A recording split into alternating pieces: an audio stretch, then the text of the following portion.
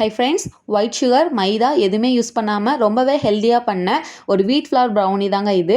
So ப்ரௌனியை பொறுத்த வரைக்கும் பார்த்தீங்கன்னா எக்கச்சக்க மெஷர்மெண்ட் நம்மளுக்கு வந்து யூடியூப்பில் வந்துக்கிட்டே இருக்கும். ஒவ்வொருத்தர் ஒவ்வொரு ப்ரொசீஜர் சொல்லுவாங்க, ஒவ்வொரு மெஷர்மெண்ட் மாறுபடும். இந்த பட்டர் போட்டதில், சாக்லேட் போட்டதில், கொக்கோ பவுடர் ஒவ்வொருத்தர் போடுவாங்க, ஒவ்வொருத்தர் கொக்கோ பவுடரே போட மாட்டாங்க. மாவோட அளவு எல்லாமே டிஃபர் ஆகும். ஸோ நம்ம எல்லாத்தையும் போட்டு குழப்பாமல் அவங்கவுங்களுக்குன்னு ஒவ்வொரு ப்ரொசீஜர் வச்சுருக்கணும். ஸோ அந்த ப்ரொசீஜர் படி செஞ்சால் மட்டும்தான் எப்போவுமே ஒரே மாதிரியான டெக்ஸ்சரில் டேஸ்ட்லேயுமே ஒரே மாதிரியான ப்ரௌனியை நம்மளால் மேக் பண்ண முடியுங்க. ஸோ இதில் பார்த்தீங்கன்னா முழுக்க நாட்டு சக்கரை மட்டும்தான் யூஸ் பண்ணியிருக்கேன். ப்ரௌனியை பொறுத்த வரைக்குமே நம்ம ஃபுல் அண்ட் ஃபுல் நாட்டு சக்கரையில் பண்ணும்போது கிரிங்கிள் டாப் பர்ஃபெக்டாக கிடைக்காதுங்க.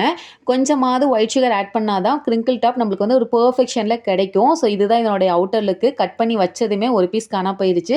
ஸோ எல்லாத்தையுமே கட் பண்ணி ஒரு பாக்ஸில் போட்டு வச்சாச்சுங்க. ரொம்பவே ஃபஜ்ஜியாக ரொம்ப டேஸ்ட்டாக இருந்துச்சுங்க. இதை ப்ரௌனி வந்து எப்போவுமே செஞ்சு அடுத்த நாள் சாப்பிடும் போது அதனுடைய டேஸ்ட் வந்து இன்னுமே சூப்பராக இருக்கும்.